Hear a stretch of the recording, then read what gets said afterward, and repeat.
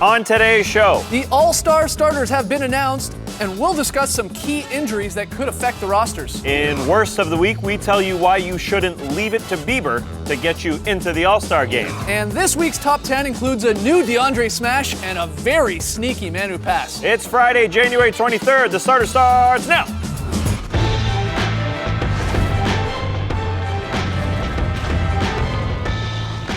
Good evening, Sweet World, and welcome to the starters. Whether you're joining us live online or catching us on NBA TV, we're very, very happy to have you. I'm Jay Skeets. Alongside me, as always, that's Tass Mellis. Happy Friday to you. To my right, starters blog editor Trey Kirby. Ayo! Ayo! And finally, the international man of mystery, Lee Ellis. Amigos. Lele. Lily. All right, fun show for you this evening. We got Tass's Worst of the Week. We got our top 10 plays from the past 7 days. But first, the NBA announced the starting lineups for the NBA All-Star Game in NYC last night. You caught it on TNT, I'm sure. Let's take a look at the East. Our guards, John Wall, Kyle Lowry, Whoa! LeBron James, Carmelo Anthony, and Pau Gasol. Lowry, the big surprise, moving past Wade after the third round of voting returns, had Lowry nearly, over 100,000 votes behind. So Made up 100,000 in 9 days. Pretty impressive. Matt Devlin, By his real name at this point. Matt Devlin, you did it. To the Western Conference, your starters, as voted by you, through every social media platform alive. Facebook, Instagram, Twitter. Exactly. Everything they get. Steph Curry, Friendster. Kobe Bryant, Anthony Davis, Blake Griffin, and Marc Gasol. Yes, we have two Gasols going to be tipping off Really cool. the 2015 NBA All-Star Game. Yeah, a lot of fun. Now, unfortunately, Fans did well, though, by they the way. did. Usually they don't get a lot of yeah. credit, but they did pretty well. You're right, yeah. A couple guys maybe here or there, Kobe, I think, and Carmelo Anthony being on losing teams. But look, we've talked about that in the past. The disappointing news, of course, with Kobe Bryant is we learned last night, a little bit more today, about his injury. They told us that the Kobe Bryant has suffered a torn rotator cuff in his right shoulder.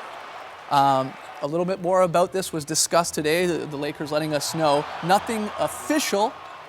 There's a likelihood that he could miss the remainder of the season. Of course, if he undergoes surgery, he's going to meet with more doctors on Monday, and then we'll have a better idea. He'll have a better idea, of course, what type of plan he's going to go with, whether he goes surgery or somehow continues to play. Crazy. 3 straight seasons with a season-ending injury for Kobe. You have to wonder if he's getting towards the end of his career. If you're going to have your season end year after year after year, it's hard to keep coming back. Sean Powell on NBA.com, I think, put it best. Father Time is the greatest one-on-one player of all time, and it's sad but true with the last 3 injuries to Kobe. And this is now a lot of questions, opens up a lot of questions about the Lakers moving forward here, whether or not he plays and whether it's just smarter to shut him down. Well, yeah, I think, just by his words this year, excuse me, Cap, his words this season where he's telling everyone that I'm very banged up and I'm injured walking up and down the floor. I just feel all the bumps and bruises. If Kobe Bryant is saying that, one of the toughest guys in the NBA, he is obviously injured. Definitely. And we showed you a clip there.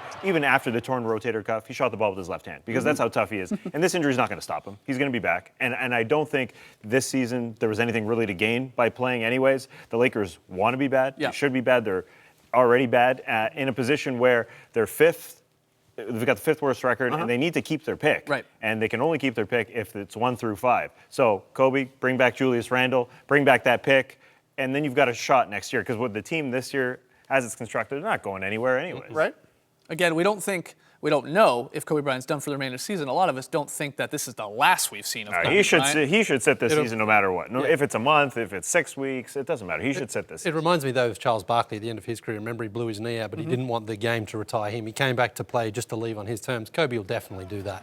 Let's hope so. Let's hope so. No one wants to see. Definitely, his last shot was an air ball. I last don't want shot to was an remember. air ball. I don't want to remember Kobe's last shot as an air ball. He's only got a finite amount of jumps in that body, a finite amount of finishes. I'd rather him do it next year when the Lakers have, some gleam of hope with Sure. a new pick and Julius Randle, maybe some free agents, than the end of this year when they're just hanging on. Again, we'll find out on Monday, very likely, whether or not he's done for the season, gets surgery and all that. If Klay Thompson, though, there's a little funny twist here with the All-Star Game. Of course, we showed you Kobe has been voted in. If Klay Thompson with the Warriors gets picked as a reserve, we'll find out with those next Thursday on TNT in their pre-show before the doubleheader.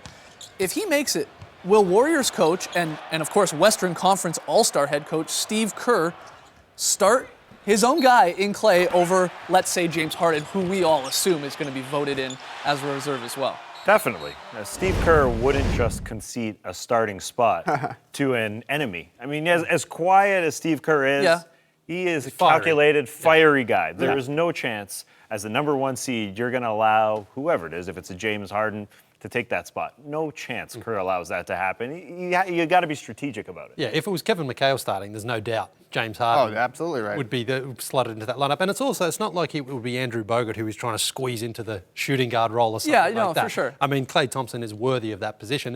And if you're the coach, why not give it to your guy? I say Clay's not a guaranteed spot, has a guaranteed spot on this team, though. That's how deep the West is. Yeah. And I think, blessing by disguise with Kobe out, another Western Conference player gets to be on this team. Yeah, it's a nice 2-for-1 we're getting here. Yeah, he's in though. He'll get in for sure. You think Clay will get in I for sure? definitely No, think he will. I don't think that's a Especially- lock. No, I think it is now. I especially think it with may those come down to Conley or Clay. Yeah, I think Clay will get in because he's had a phenomenal season. Again, we'll find out next Thursday. The assistant coaches, the coaches making their picks right now for the reserves. And we'll make our reserves next week on one of the shows.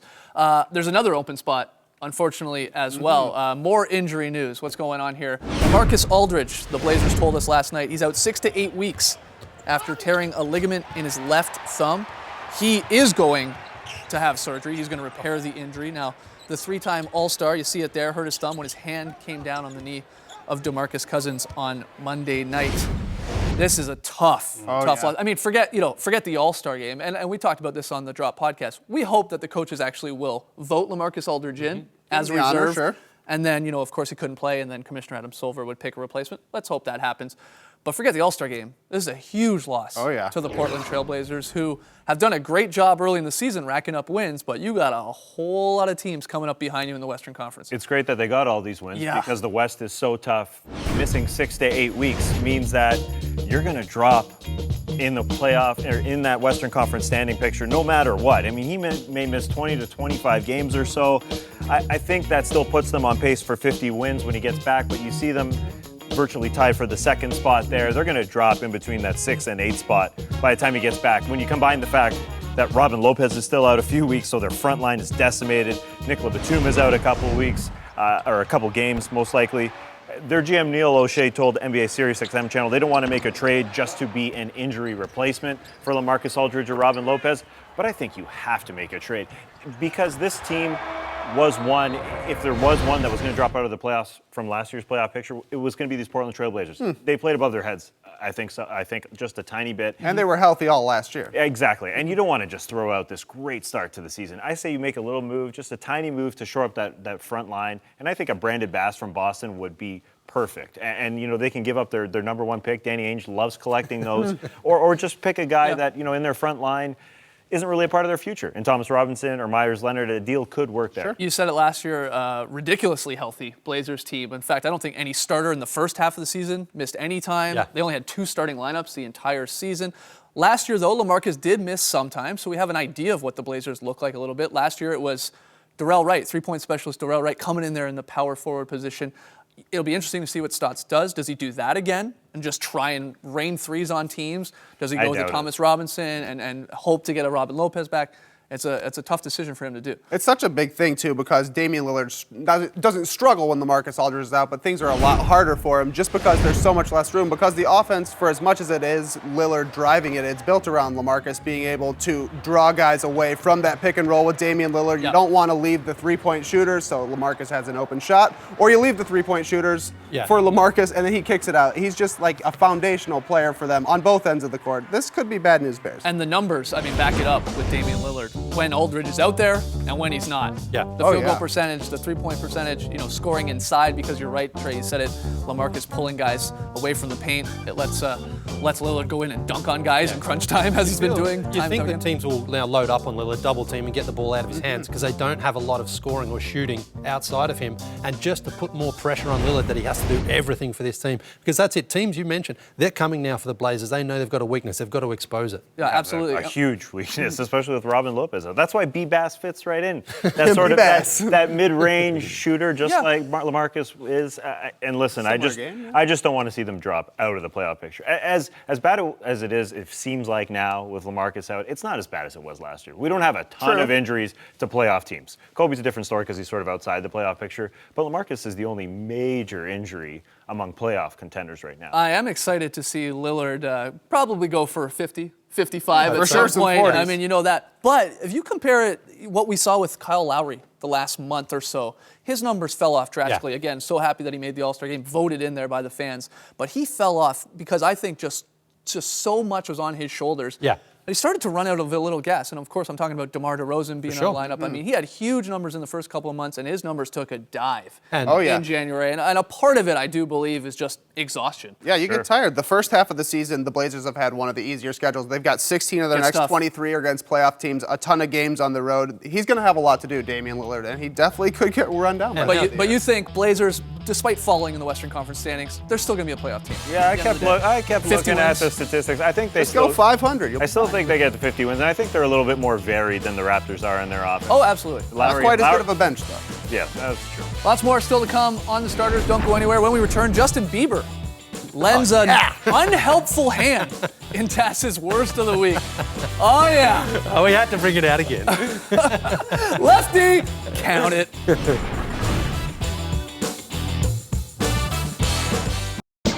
Traveling man, doing all that I can. Welcome back to the starters. Now, this is the point of the week where we hand out the dishonor to someone in the NBA family that has done wrong in the eyes of the starters. It's time for Worst of the Week.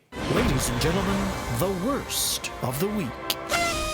This week's Worst of the Week is Justin Bieber, the point guard for the senior men's Canadian national team, took to Twitter on Monday, the final day of voting for this year's All-Stars, to wish Toronto Raptor Kyle Lowry some luck. And luck is all Bieber gave Lowry because instead of hashtagging NBA ballot to his near 60 million followers, Biebs wrote, Toronto has been killing it and KLO7 deserves to be an All-Star. Make sure to vote for him. Hashtag We the North. Good luck, buddy. Over 100,000 people retweeted and favorited that tweet, but they didn't count his votes because he didn't hashtag NBA ballot. At least Bieber answered this age-old question for us. Do celebrities have someone tweet for them or do they do it themselves? Because no social media manager would have screwed it up that bad. Justin Bieber, your worst of the week. And for those eyebrows too. Come on, Biebs. At least Lowry made it. At least he made it. Luckily, or you would have been worst of the week this year for the entire season. All right, there it is. Yeah, Well, look, we got a runner-up worst of the week again, and it's going to us. It's going to the starters for some false accusations that we made. To remind you, here's a clip from last week. I think Jason Kidd's feet are a runner-up for worst of the week, and well, I'll let Chris Webber explain why. He just has bad toes. His toes are like, oh, his toes are terrible. He has some of the ugliest feet in the world. But besides that, I tell you what, I've never seen anyone in my life love the sport as much as him or more than him. He's going to play the rest of his life. Now, are you saying just the sight of bad toes can hurt you? Oh, in yes. the I NBA? mean, his toes look like pretzels and like a maze, like a knot, like an army knot. Yeah, it's really bad. I think we get the Okay, okay, all right. C. Weber going in on Jason Kidd's feet. There's a, Looks like he has a phantom sixth toe there. yeah, somewhat of a shot. They do look like pretzels. So here's the thing. It wasn't Jason Kidd's feet that Chris Webber was talking about. A lot of you let us know that it was Jason Williams, which makes a lot more sense seeing as C-Web They played together. played with Jason Williams. That was our brain fart. So as an apology, Look at those white chocolate as an feet. apology to Jason Kidd, we're doing the rest of the That's show disgusting. barefoot if I can get my sock off. Look at that. Actually, baby. this feels great. Oh, It does feel really nice. those pasty whites. Oh, yeah.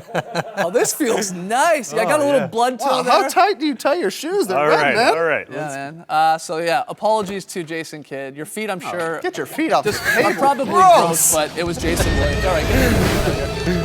Oh, I love riding a unicorn barefoot. It's the only way to It's the ride only it. way. We're looking at the fantasy impact with the two Blazers injury. Yeah. Marcus Aldridge out 6 to 8 weeks. Nicholas Batum having a lot of wrist issues. We don't know how long he'll be out, a couple games at least. So Lee, what do the Blazers do in terms of fantasy? Yeah, it's terrible news for the Blazers, but in fantasy land, you just have to try to cash in. So you may as well grab either Myers Leonard or Thomas Robinson if they're available, which they probably are. Myers Leonard would be my first choice. Neither of them are going to give you 20 on 10, but you expect them both to play heavier minutes and have more opportunity. You may as well grab one of these guys if you can, put him on your bench and just see what happens, because these guys, as you mentioned, LaMarcus is out for a long time and Nicholas Batum could be as well. Why do you pick Myers over Thomas Robinson when Robinson got the start last night? Yeah, I know he did, but they got pretty much the same amount of minutes, and Thomas Robinson isn't a part of the plans of the future for the Portland Trailblazers, where I think Myers Leonard's had a very good season when he's had the minutes. Been hitting some threes too lately. There you go. Myers Leonard and Thomas Robinson. You know your fantasy team is struggling when we're suggesting those pickups.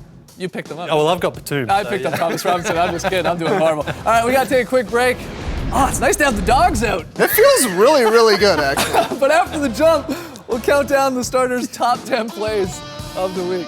Feels real nice. I love this. Barefoot shows every Friday.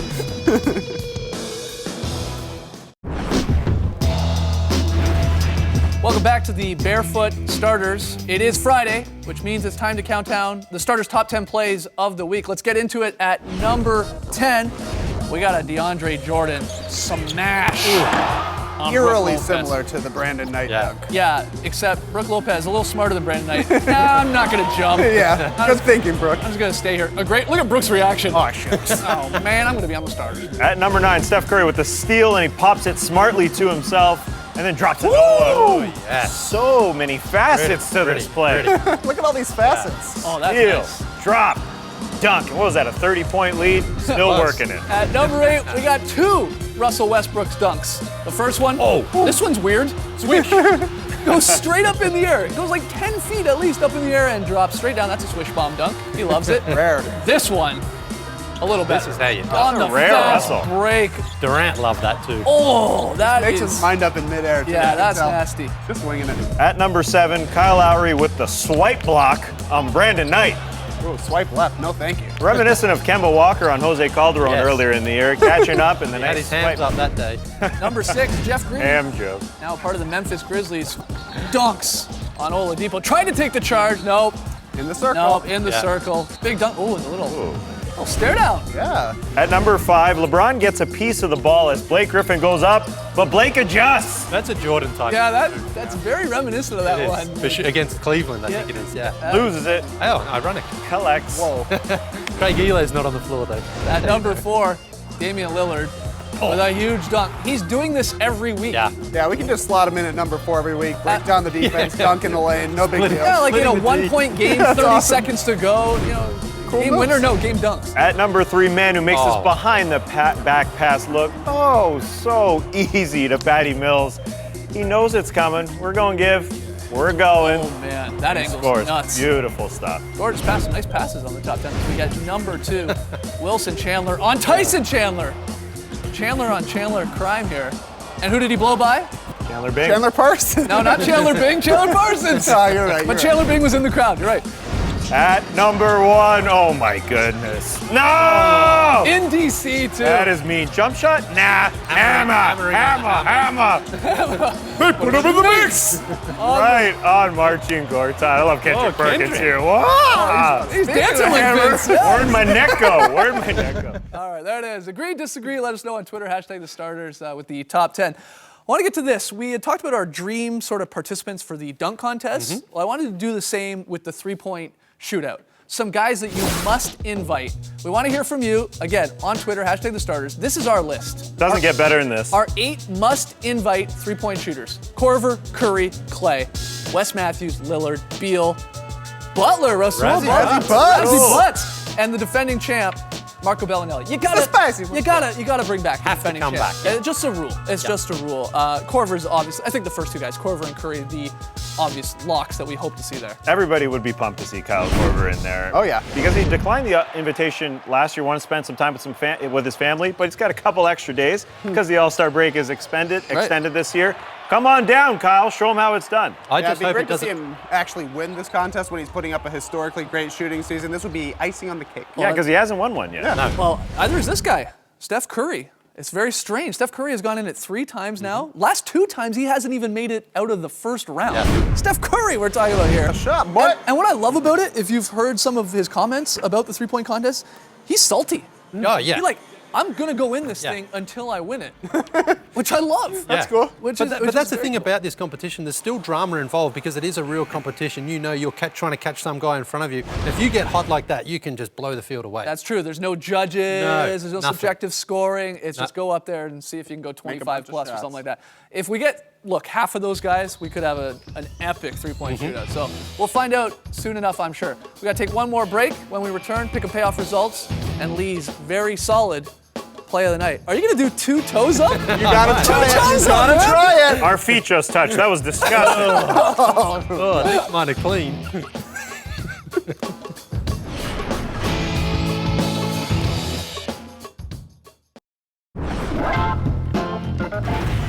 Back to the starters. Not a good night for Tass and I. Wanted to take those Bulls. In the pick 'em payoff contest, we had the same games. We went 1-3, so nothing changes. I'm still 2 games up for the month of January. Starting to run out of time here this month, so big games tonight. And what the heck? We agree on all 5 games again. That's good for you. You're still going to have your That's- 2-day lead going into next week. That's great for me. We like the Hawks, the Heat, the Mavs, the Pelicans, and the Rockets. So I like to say this. Good luck to you. Yeah, guys. right back at Good luck you. to all of us. Oh, where'd your feet go? Let's get some. There Where'd they your are. feet go, Lee? We are barefoot because we wanted to apologize to Jason Kidd, who we said had horrible feet because we thought Chris Webber was calling him out. It was Jason Williams, not Jason Kidd. All right. A classic. Although Jason Kidd's feet are probably not very attractive. I think He did have the Every- weird toe. I'm telling you, the weird toe was there. every NBA player had some pretty ugly feet. No offense. It's just a fact. Let's get to Lee's very solid play of the night. We are going to Milwaukee for this one. Now, check out this beautiful play by the Jazz, actually on the road. Everyone gets a touch, and it ends with a beautiful layup from Enes Kanter and an and one in a very tight game. That was actually a really good game. I don't know how many people saw it last night, but it was actually really close at the end. And the Jazz finished off well because they Nice play. executed like this. And that's what I call a very solid play. Oh, come on. I'll spare you my Two toes up. Guys, earlier this morning on Friday, we recorded our hour-long drop All podcast. right, okay, enough of stop that. showing us his toenail. They're not too bad. They're not too bad. Go clip your toenails, man. Trim them up, dog. We had our shoes on when we recorded this. We talk a lot more about the All-Star Game starters. The idea of putting Josh Smith in the three-point shootout, Great idea. that could be fun. And we had a quiz, an Ariana Grande quiz for Lee. Yes. I didn't do so He well. didn't do so well, so again, check that out on iTunes. It's up on the blog. But she's yeah, got lot a of very fun. pretty name. Ariana Grande. Gorgeous It name. is a gorgeous name. Well, Ariana is anyway. And she'll be performing at All-Star Weekend, by the way. And she's performed for the president. All right, thanks for joining us, folks. And remember, Friday. if the rock splashing water in your face is rock bottom, then your rock bottom isn't rock bottom at all. Brace the weekend, people.